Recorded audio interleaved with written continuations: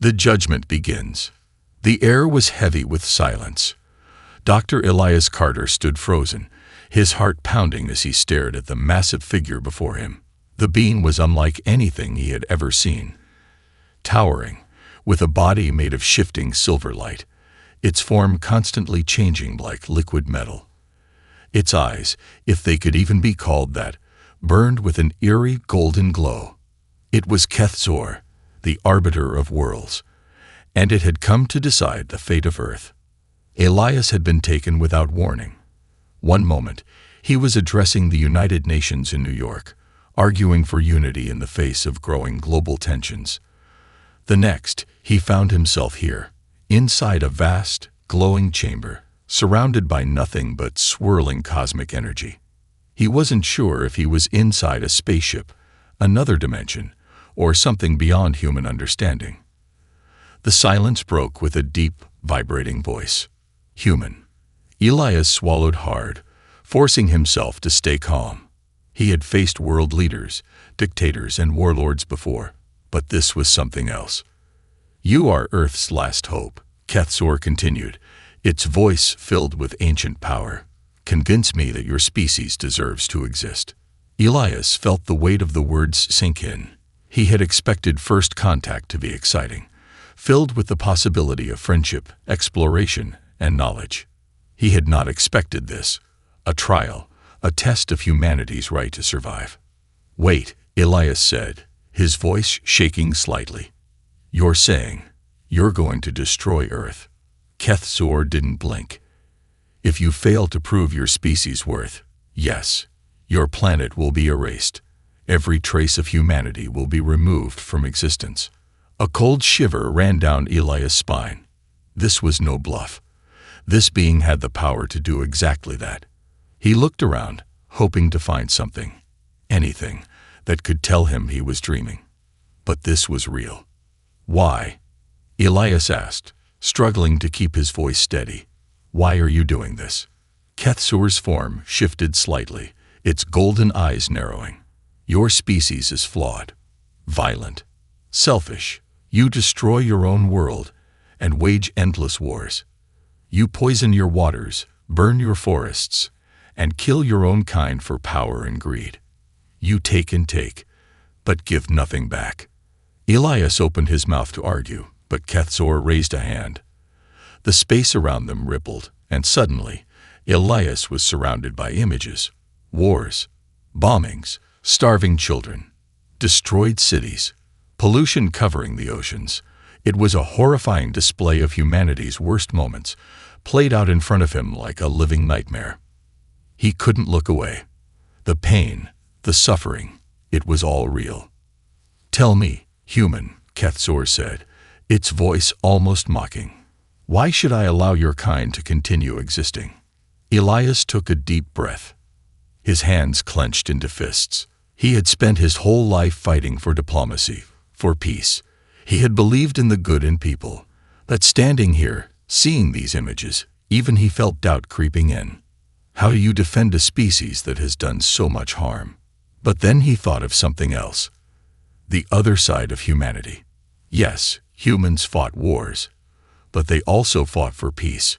Yes, they destroyed, but they also created. They built art, music, science, and technology. They loved. They sacrificed.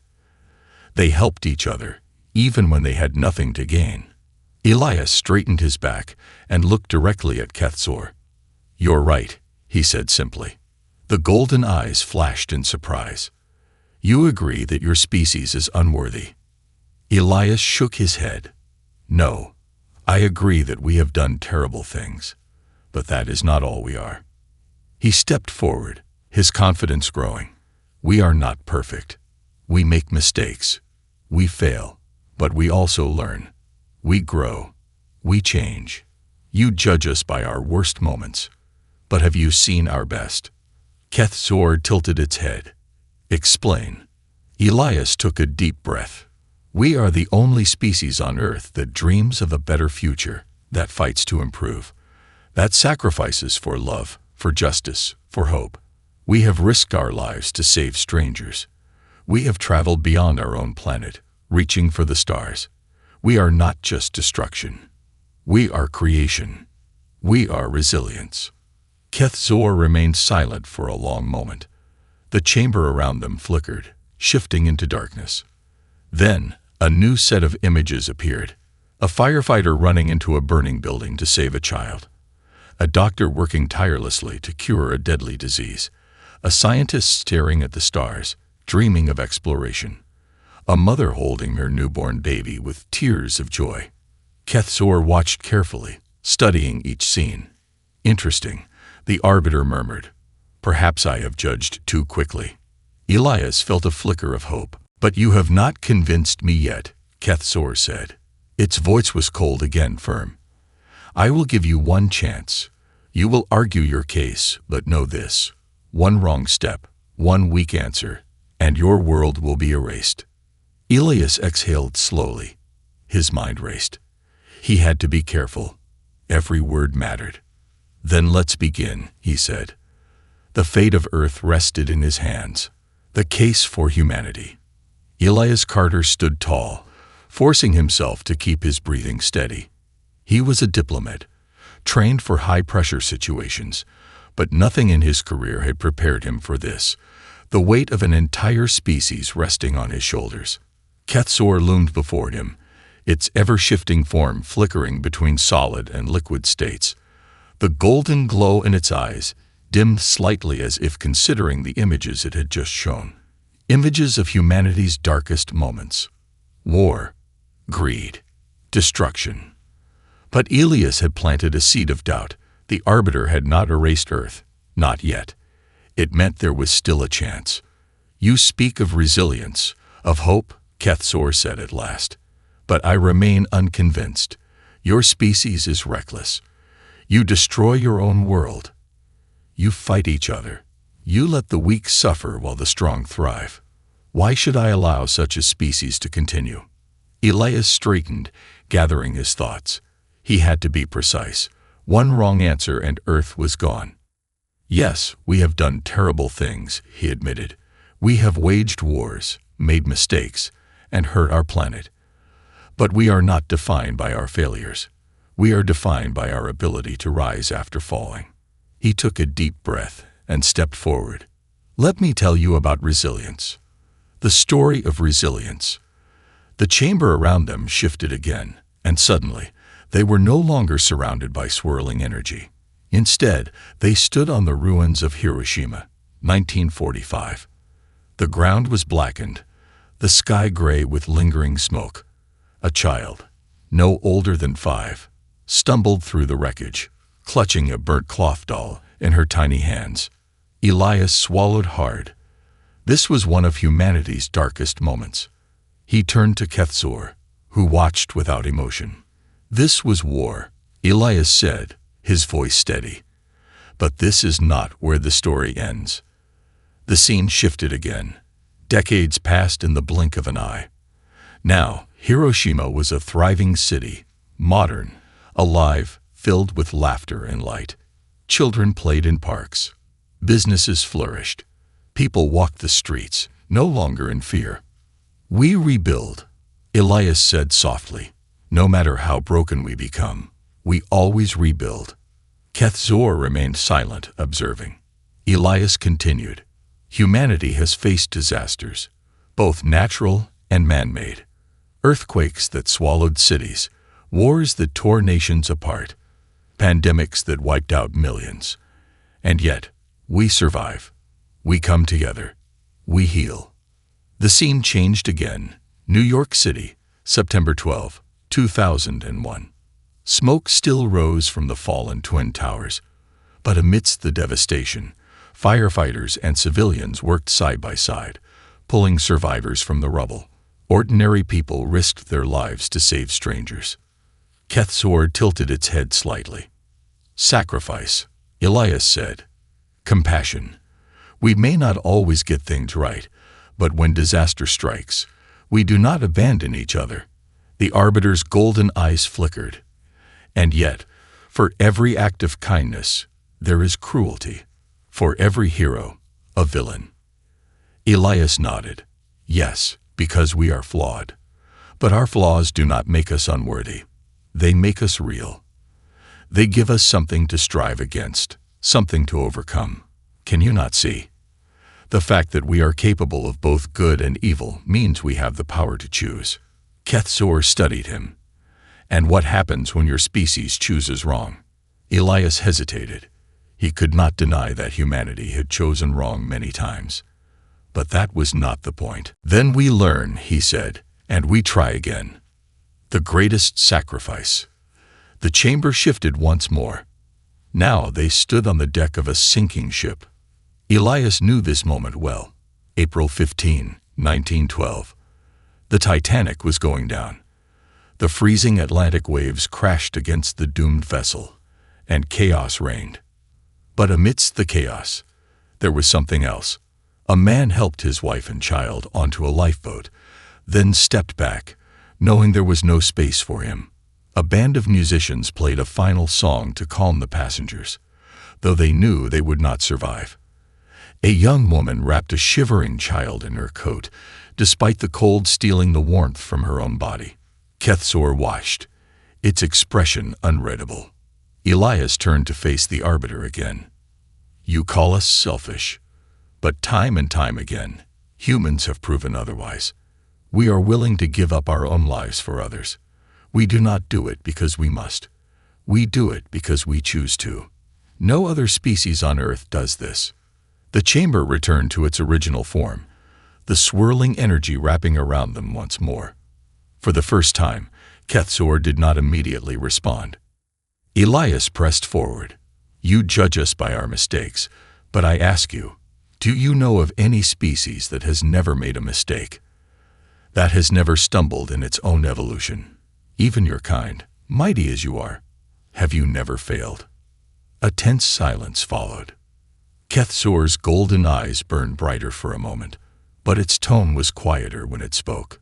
You assume much, human, but you have yet to prove that your species is not beyond saving. Elias exhaled slowly. Then let me show you more, he said. The trial was far from over. But for the first time, Elias felt something shift. Hope. The power of innovation. Elias Carter stood firm, his heart still pounding from the last argument. He had shown Kethzor humanity's resilience, their ability to rebuild, to sacrifice, to protect one another. But the arbiter was not easily convinced. Now came the next test. Kethzor's golden eyes studied him, unblinking, unreadable. Resilience is meaningless if it does not lead to progress. You claim your species learns from its mistakes, but what proof do you have that you do not simply repeat them? Elias had expected this. Let me show you, he said. The chamber around them flickered, and suddenly, the two stood in a dimly lit cave, deep in the prehistoric past. From fire to civilization, a group of early humans huddled together around a small fire. Their clothes were nothing more than animal skins, their tools rough and simple. Outside, the wind howled, the night filled with unseen dangers, predators lurking in the darkness. Kethzor's gaze swept over the primitive scene. This is where your kind began. Elias nodded. Yes, we were weak. We had no claws, no fangs, no great strength. We were prey. But we had something else. A mind that could imagine, that could create. He gestured toward the fire. This was our first innovation. Fire gave us warmth, protection. But more importantly, it sparked something greater, the ability to change our world. As he spoke, the scene shifted forward in time. The crude shelters became mud huts, then stone villages, then mighty cities. The early humans transformed into scholars, inventors, warriors, leaders. In a blink, they stood in ancient Egypt.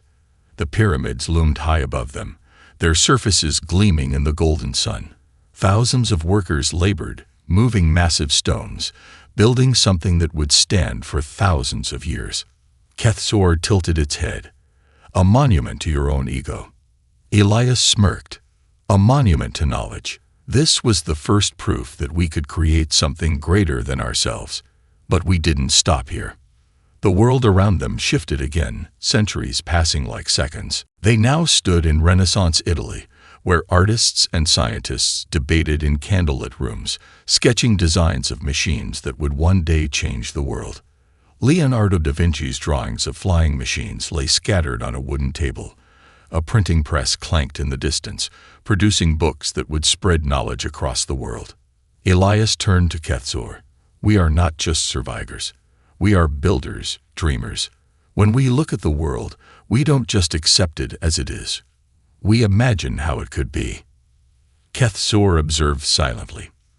Then the arbiter waved a hand, and the scene shifted forward again, to the modern era, the age of industry and war. They now stood on a battlefield in World War I. Bombs rained down, fire consuming entire cities. Soldiers fought in trenches, and above them, aircraft, once a dream drawn on parchment, roared through the sky, dropping destruction below. Kethzor's voice was cold. And this is what your innovation brings. Death. Elias clenched his fists. He had known this moment was coming. Yes, he admitted, but also life. The war-torn battlefield faded, replaced by a new scene.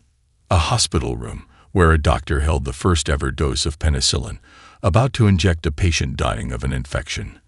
A scientist in a lab looked through a microscope, discovering the secrets of DNA. A young student in a classroom solved an equation that would one day help send humans to the stars. Elias stepped forward, his voice growing stronger. For every weapon we have built, we have also built a cure. For every bomb, a bridge. Yes, we have made mistakes, but innovation is not evil. It is a tool. It is how we use it that defines us. Reaching for the stars.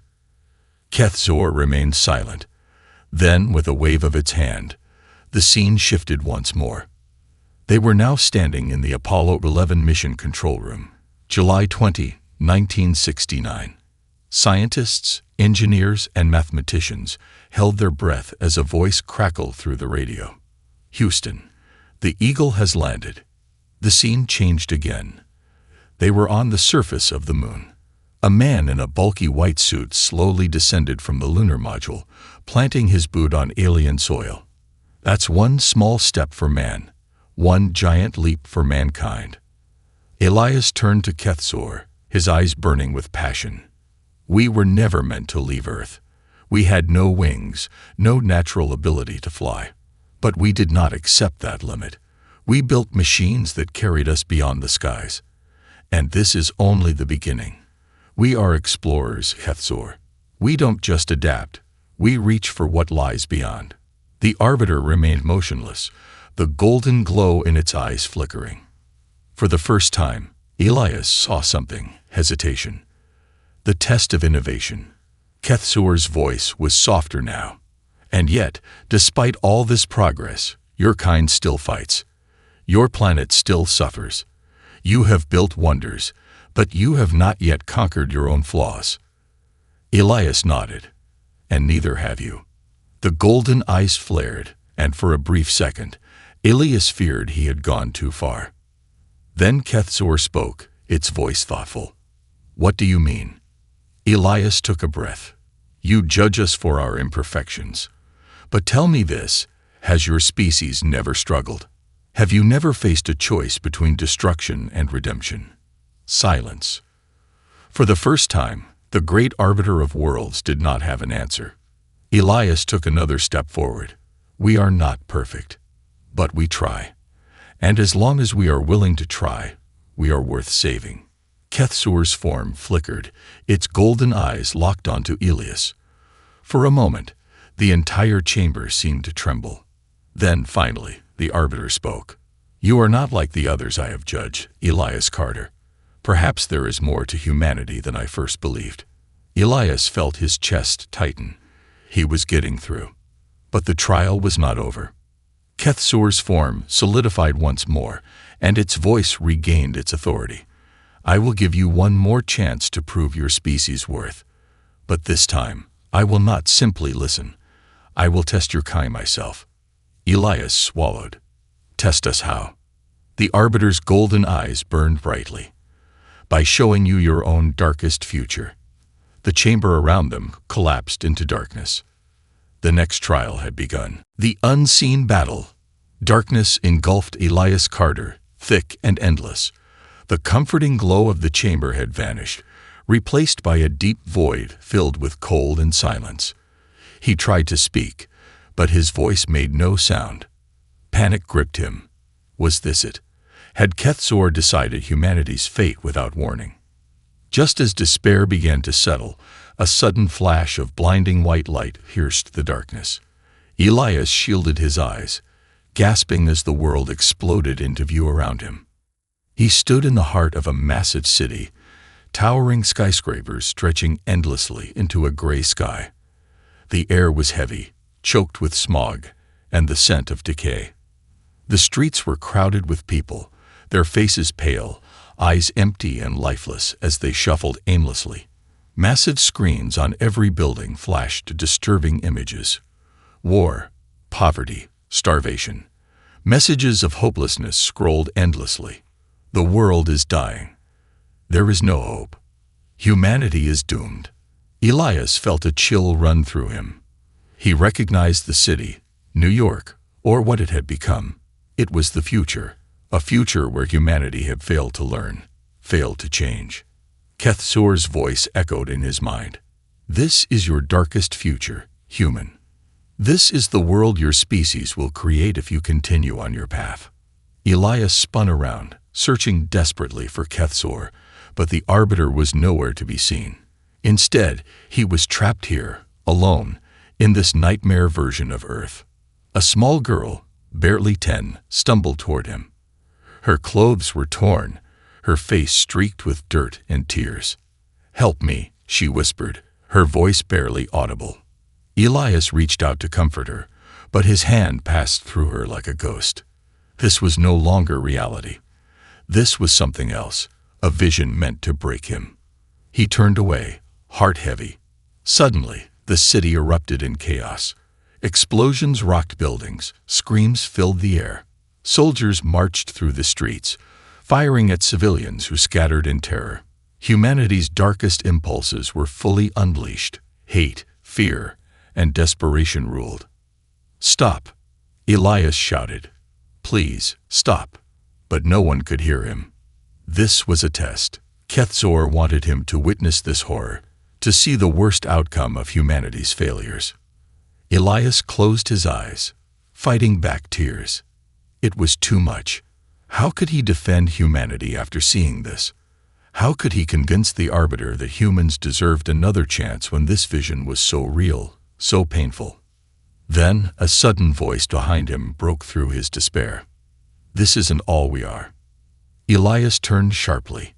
Standing before him was a figure he never expected, a vision of himself, but older, worn, eyes filled with sorrow and determination. "This is what Kethzor wants you to believe," the older Elias said. "He wants you to see only darkness, to lose hope." Elias shook his head. "But this is our future. I can't deny what we might become." The older Elias nodded sadly. "Yes, this could be our future, but it isn't the only one. Come with me." Before Elias could respond, the world shifted again. Suddenly, they stood in a different version of Earth, a future marked by peace and beauty.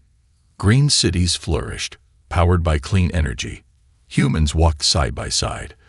Different cultures united, working together in harmony. Elias felt tears in his eyes again, but this time, from relief. "How?" he asked. "How did we achieve this?" The older Elias smiled. "Because we didn't lose hope. We made choices, difficult choices. We refused to give in to our worst instincts. Every day, we chose compassion over cruelty, unity over division. This future isn't guaranteed, but it's possible." Elias looked around, absorbing the beauty of what humanity could become. Hope surged through him. He understood now.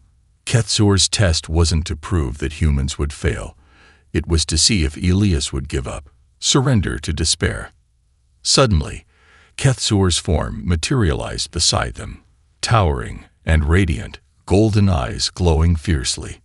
"You have seen your darkest future and your brightest," Kethzor said, voice cold yet thoughtful. "But which path will humanity choose?" Elias stepped forward, unafraid now. "We'll choose the right path, because now we know what is at stake. We have seen the consequences of our actions. We won't let that darkness become reality." Kethzor remained silent, contemplating. Then its eyes narrowed. "But humans often know the consequences, yet still choose wrong." Elias shook his head firmly. "We have seen darkness before, wars, atrocities, disasters, and each time we came back stronger. We learn, sometimes slowly, sometimes painfully, but we learn. This vision isn't a prophecy, it's a warning. And now, we have the chance to avoid it."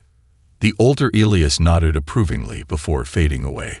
The city shifted again, returning them to the endless void where the trial had begun. Elias looked around at his frozen world.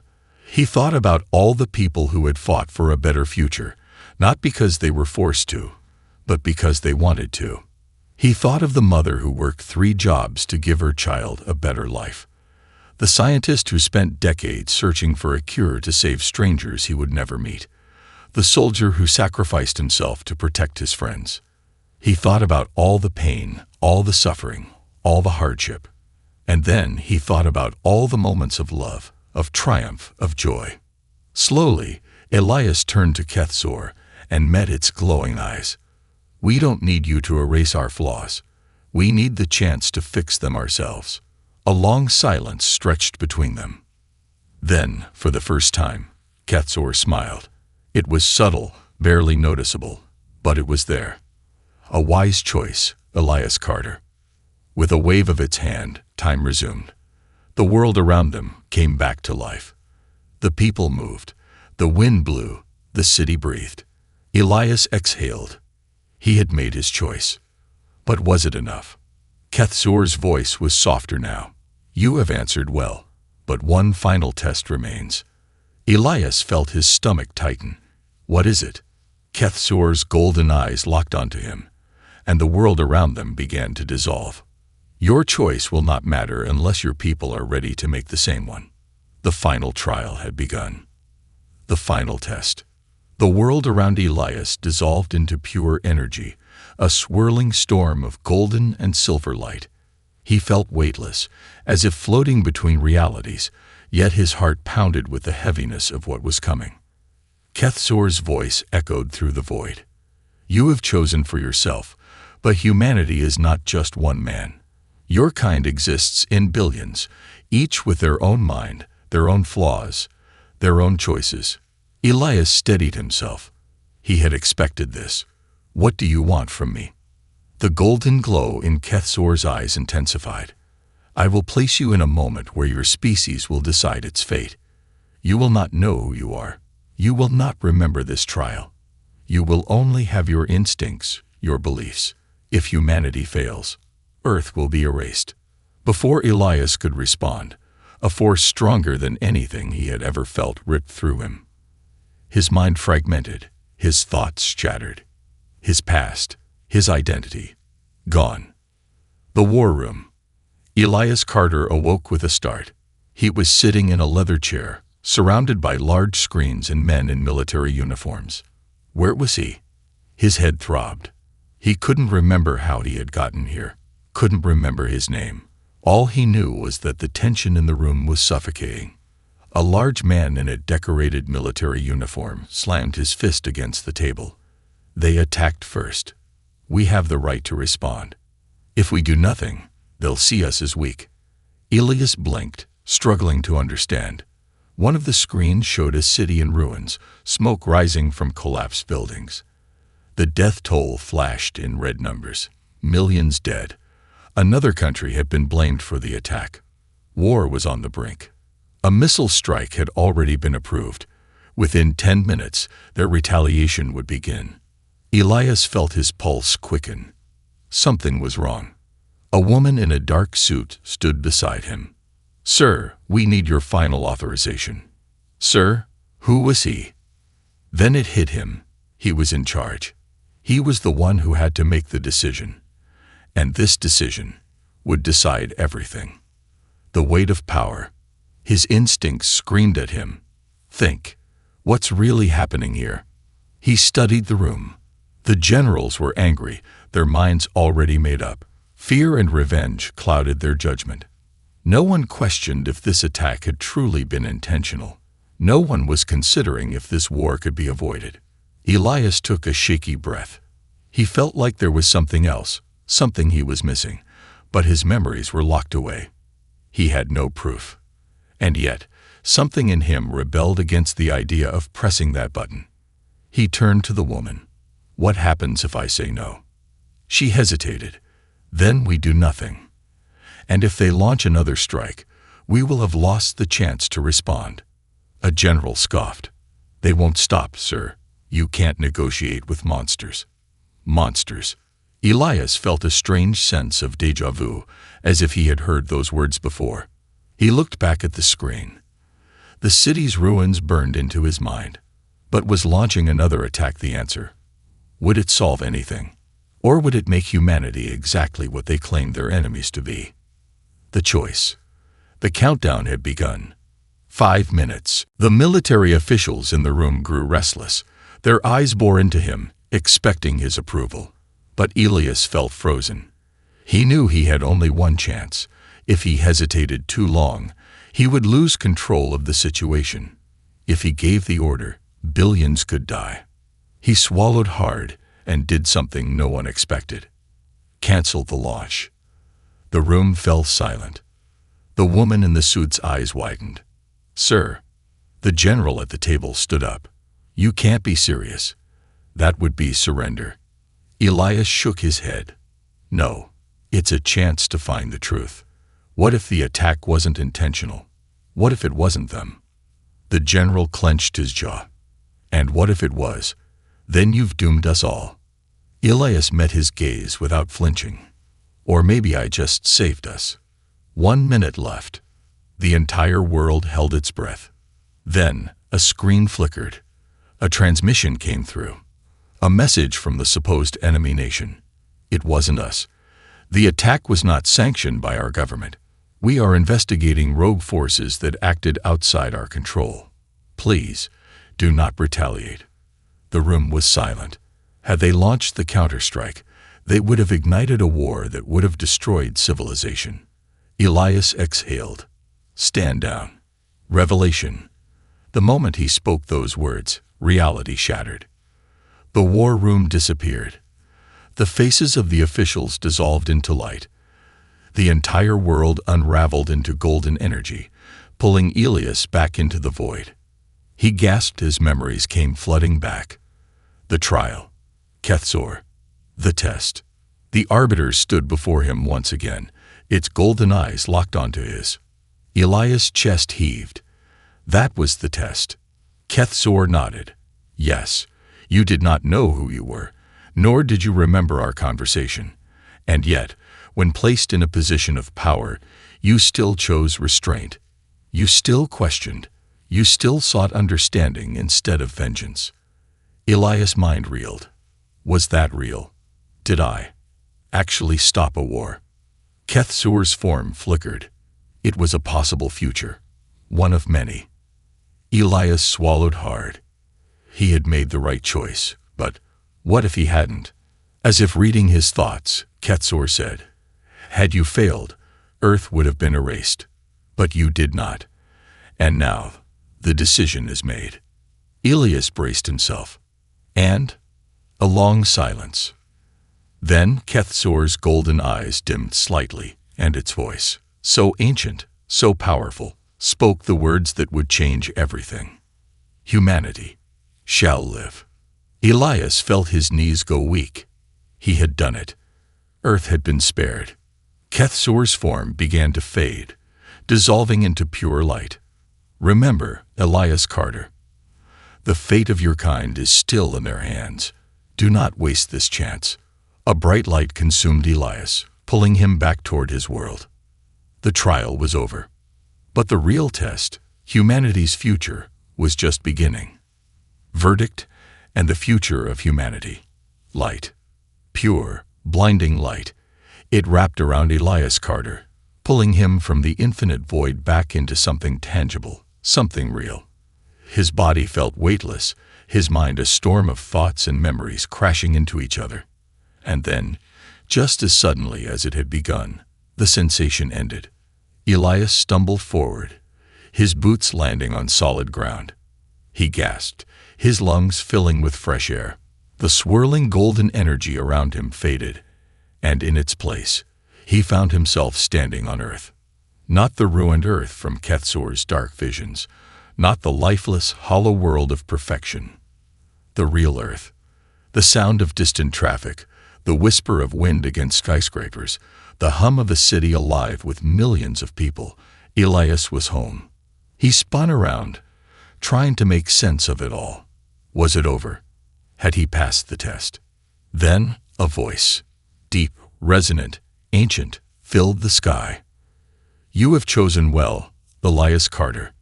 Elias turned sharply. Kethsor loomed above the skyline, its massive form floating like a celestial being between dimensions. Its golden eyes burned with an intensity that sent shivers down Elias' spine. But for the first time, that gaze did not feel like judgment. It felt like understanding. The final verdict. Elias took a breath, steadying himself. So that's it. We passed. Kethsor regarded him carefully. Your trial is over. The fate of your species has been decided. Humanity shall continue to exist. Elias let out a shaky laugh, relief washing over him. But the weight of what had just happened was suffocating. He had stood at the brink of extinction. The entire planet had been one wrong answer away from erasure. He looked up at the Arbiter. Why? What convinced you? Kethsor's golden eyes pulsed like twin stars. Your species is flawed. It is reckless. It stumbles more than it stands.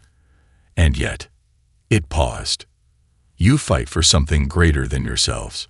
The city trembled slightly as Kethsor extended a hand, and the air around them shimmered. A vision unfolded, a montage of human history, playing out across the sky. A firefighter running into a burning building to save a stranger. A doctor working tirelessly through exhaustion to save lives. A scientist staring at the stars, dreaming of what lies beyond. A soldier throwing himself over a grenade to protect his friends. A mother cradling her child, whispering lullabies even in the midst of war.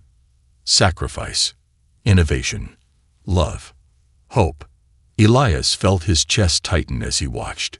Kethsor's voice was softer now. You choose, again and again, to rise from your own destruction. You suffer, yet you create. You grieve, yet you continue. You destroy, yet you rebuild. The golden glow in its eyes burned brighter. You are imperfect, but it is in that imperfection that I see your true strength. Elias exhaled slowly. So, what happens now? Kethsor's massive form began to fade, its silver and gold energy dissolving into the fabric of the universe. Now, you return to your people. Elias frowned. And you. A pause. Then, for the first time, Kethsor spoke not as a judge, but as an equal. I will watch. And then, in a final burst of radiant light, Kethsor was gone. The burden of knowledge. The city returned to normal. Cars honked. Pedestrians rushed about their day, unaware that moments ago, their existence had been hanging by a thread. Elias stood in the center of it all, his hands shaking. He had won. Humanity had been spared. But now, he was left with a terrible question. Should he tell them? Would people even believe him? That an ancient celestial being had nearly erased them? That their fate had rested on a single conversation? Or would knowing the truth make them panic? Would they become paranoid, wondering if they were being watched, if they were being tested again? He thought of Kethsor's final words. I will watch. It was not a warning. It was not a threat. It was a reminder. Humanity had survived this trial. But there would be more. They would have to keep proving themselves, not to an alien arbiter, not to some cosmic force, but to themselves. Elias squared his shoulders. He had been given knowledge that no one else had. He had been given a second chance, not just for himself, but for every living human. And now it was up to him to make sure they never wasted it. He took one last look at the sky, then turned and walked forward. There was work to do, because humanity's true test had only just begun.